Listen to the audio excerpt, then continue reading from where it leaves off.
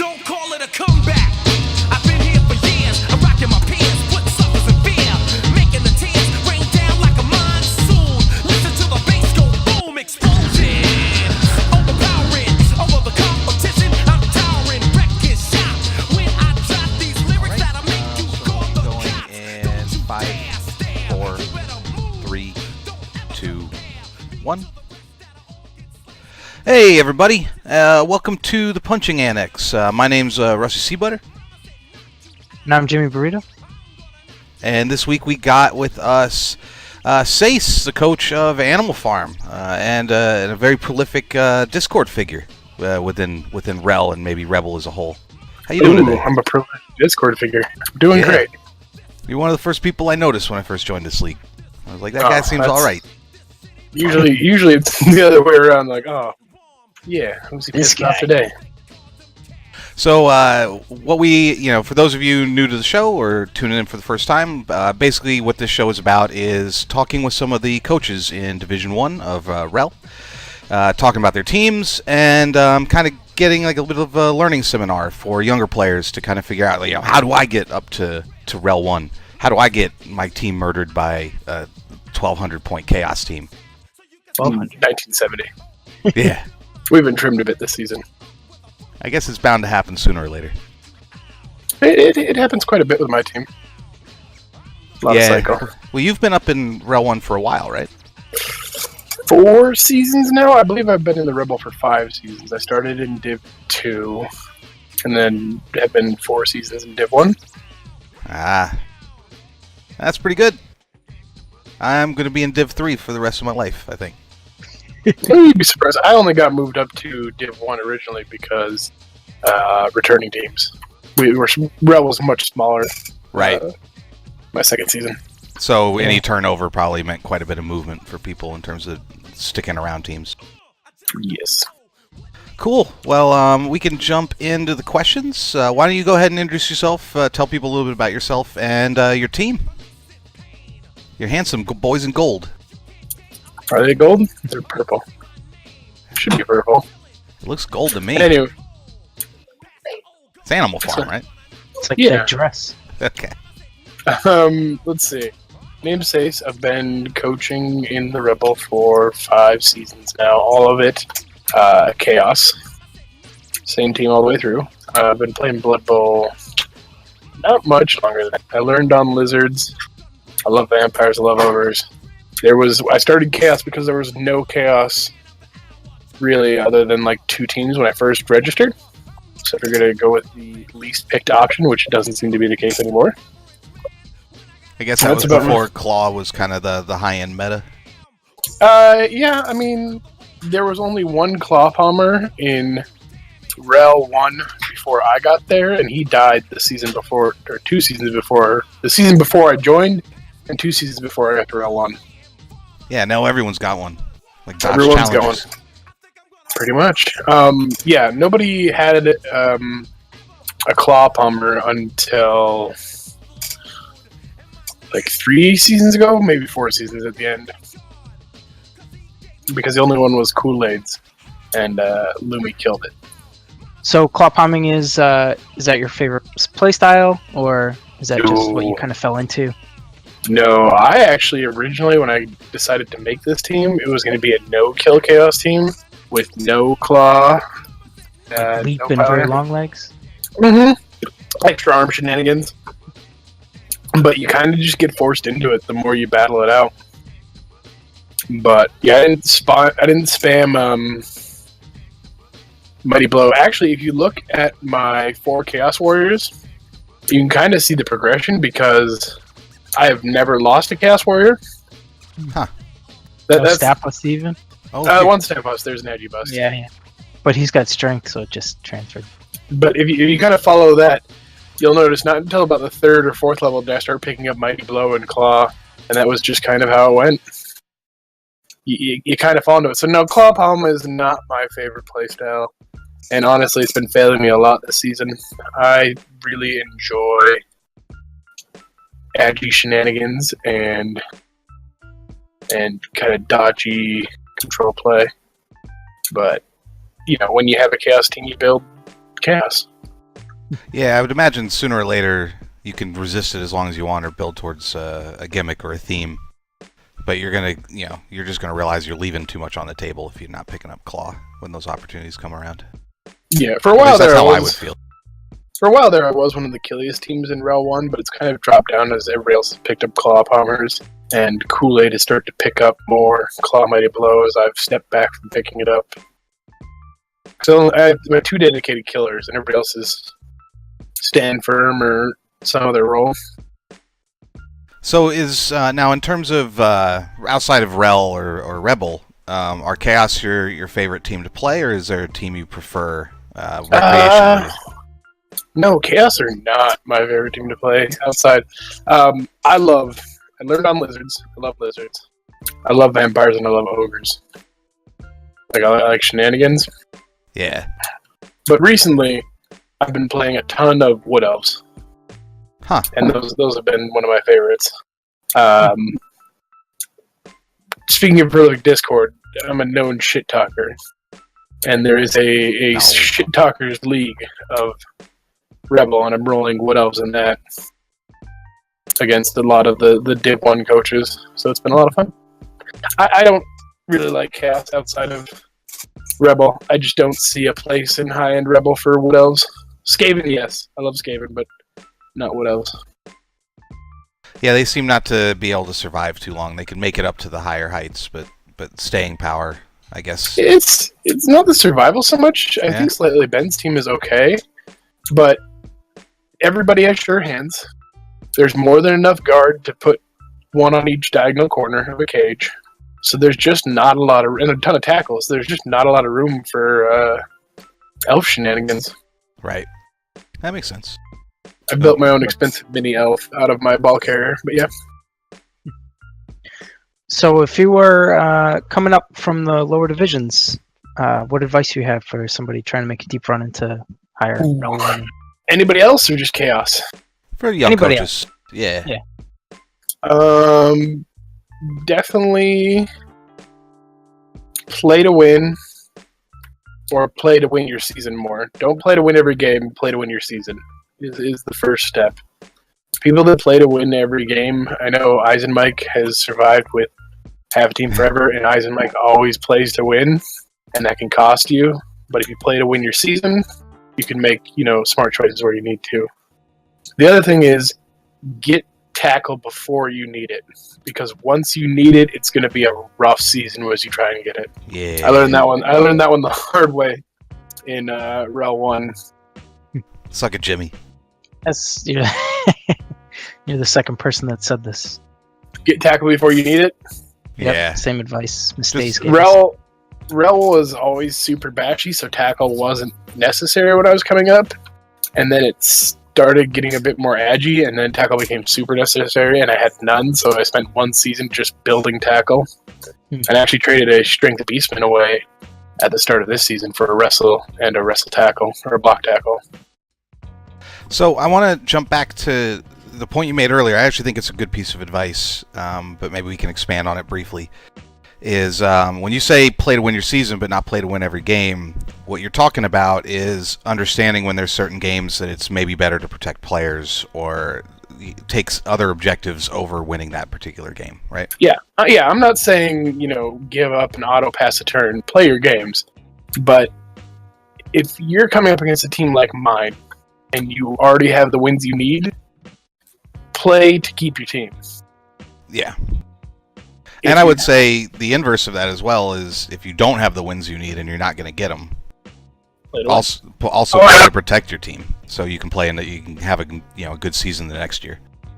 Yeah, I mean, I will say I had a lot of rough seasons building up to my good seasons. My very first season of Rebel in Div 2, I got the wooden spoon for the most. It used to be the most expected least results or something. It's kind of a joke prize. Mine was for being the most mediocre. My very first season was something like 2-8-2, like completely nothing but draws. It's actually better than my season so far, but yeah. And then I went into Div 1, and it was 2 seasons of barely scraping by from getting demoted as I tried to build, and people dying and cycling out, letting me stay at the bottom dregs of Div 1. And then as I finally developed, last season I was 1 point off playoffs. This season I've been in 4th for most of it, but I'm 1 point off 4th, so me and Ornit are fighting for the slot in the end here. Nice. So here's on to the next question. Actually, we kind of touched on this, but the question's typically what approach did you take to building your team? But maybe the better question is the follow-up, which is what would you have changed with the approach? Because you mentioned that you had kind of avoided Mighty Blow and Claw early on. So would you have changed that, or would you kind of still do it your own way, like Frank Sinatra? It's tricky for me. A lot of Chaos coaches will say spam Mighty Blow right away to get a lot of SPP quick. Yeah. And I would agree with that. Like, if you want to build your team fast and you're a good coach, like if you're not inexperienced and you know what you're doing, spam Mighty Blow. Like, get it first on all your skills and then get block and then go from there. Yeah. It's okay to do it on Chaos. If you're new, I would say even it out, and I would say plan on your pieces far ahead. And the way I like to do it is plan on having 2 killers, 1 Chaos Warrior, 1 Beastman. So those will be Mighty Blow first, and you can see that on my killers, Mr. Whimper and Moses. Moses, who actually came much later. I think he came last season. They'll develop really quickly. Killers will always develop exceedingly fast on Chaos, so it's not a big deal. Plan on having 2. After that, look to what you need. If you think you can keep playing without, the stability of block or guard or anything, then keep going. But I would suggest at least 2 of the next 3 Chaos Warriors be roadblocks, stand firm, block, guard. And then you flavor it out as you want. And then hold off making a ball carrier as long as possible. Because a lot of coaches really want to start with sure hands right away, and it can help if there's like a lot of L's and things like that. But at some point, you're going to hit a double for dodge, or you're going to hit an Agi or something like that, and that's the one you're going to want to be your ball carrier on. I actually had a ball carrier that I hated that everybody else in the league thought was amazing before I swapped to this one, who was 2 heads, extra arms, block, sure hands. Just the bare basics. And the level of getting dodge on it makes him just pretty much an expensive elf. He dodges it in Agi 4, he picks up an Agi 4, and it can be nice. So I would say plan out the pieces you want, and then kind of stick to that. If you build accordingly to what you're going to be facing every season, you're going to be built for that season only, and it's going to be over by the time you develop. That's good advice. So if you're in an Elfie div, your first season, try not to build to counter nothing but elves, because the next season it's going to change up. We have a lot of rerolls. There's a ton of places to be. So pick a build order before you go and try to stick to it as much as you can, and then even it out over there. Sprinkle in your tackles or your strip balls as need be. Just so speaking of Mr. Whimper, he's 175 SPP. He's 1 point away. He is 1 point away. I had a really rough game against 20 Cricket last week. I was hoping to get him to Legend, and I'm going in against Kool-Aid this week, so it'll be a very killy game, but I'm hoping I'll get Legend then. Well, I'm not going to jinx it by telling you good luck and congratulations, but... I mean, curse. I'm hoping. I keep a lot of... I've cycled. As you can tell by the numbers at the end of the Beastmen, I cycle a lot of Beastmen because I protect my Chaos Warriors over everything else. Well, I was actually appreciating that as I was looking over your team, is that it's actually pretty trim. Like, you have your 6 pieces that are super bloaty and heavy, but they're amazing. And then otherwise, it's really lean, and you don't have a lot of not a lot of wasted SPP or team value. It was not so much at the beginning of the season. It was a lot higher, but I've lost Frenzy, Block, Tackle, Beastman, Wrestle Tackle Beastman, Wrestle Beastman. And I've kind of decided that, I just don't app with those pieces because it's such a violent division. There's so much Claw Mighty Blow piling on that it's just not worth it to me to appo, a Beastman. When I have the Chaos Warriors, Boxer 2, my ball carrier, is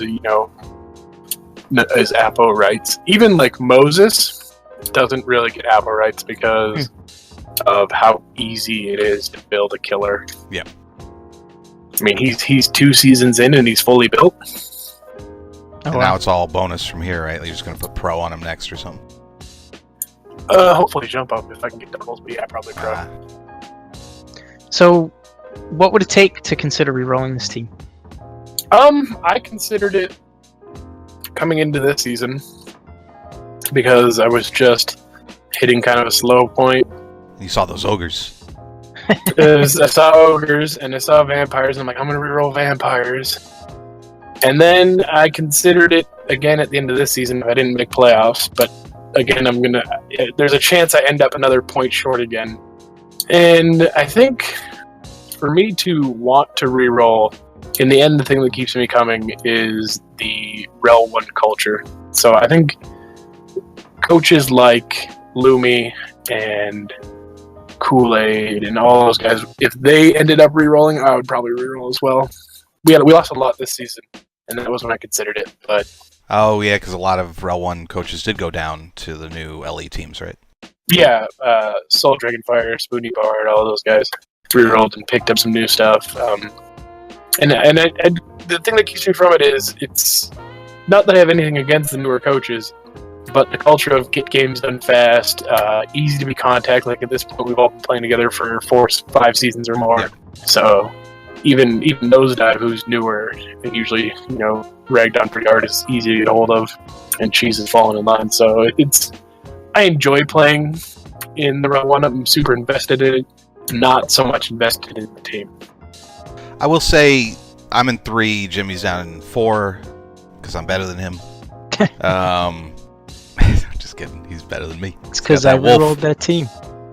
Yeah, it's true. After one game, it cost me a division. I destroyed his initial team in our first spins in the Greenhorn. Before it was Greenhorn, yeah. It was before it was Greenhorn. It was just random spins, and so he only got 3 games out of the randos. But these middle divisions, these not fresh roll divisions, the ones kind of working their way up to you guys at 2 and 1, are actually pretty good. But we do see a lot of struggles with people matchmaking and whatnot in the fresh roll divisions, and at least through the show, we do try to kind of encourage them to stick through it because it's much better. Like the community really is more tight knit the further up you go. Agreed. I mean, the further up you go, the longer people have been there, the more invested they are. Right. More serious about playing and maybe less of a hobby. Or I guess it's all a hobby, but less. There's some people that take it less seriously, but they at least have the respect to have made it up that far. And you know that usually by the time they make it to Div 1, even Cheese gets on my nerves. But Cheese plays. If you've watched Discord, you know I'm not the biggest fan of Cheese. But I will say this.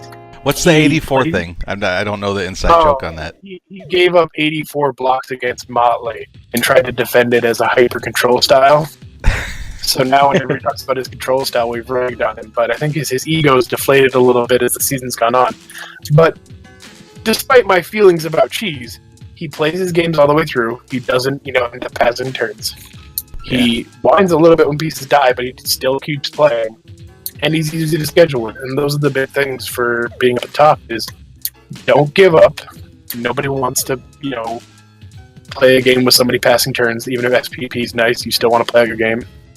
Like that, you're waiting all week to play a game. Make it enjoyable for everybody. Try and make it easy to get a hold of each other. Watch your Discord. Reddit's a pain in the butt. I don't think I posted it in the Reddit threads in 3 seasons.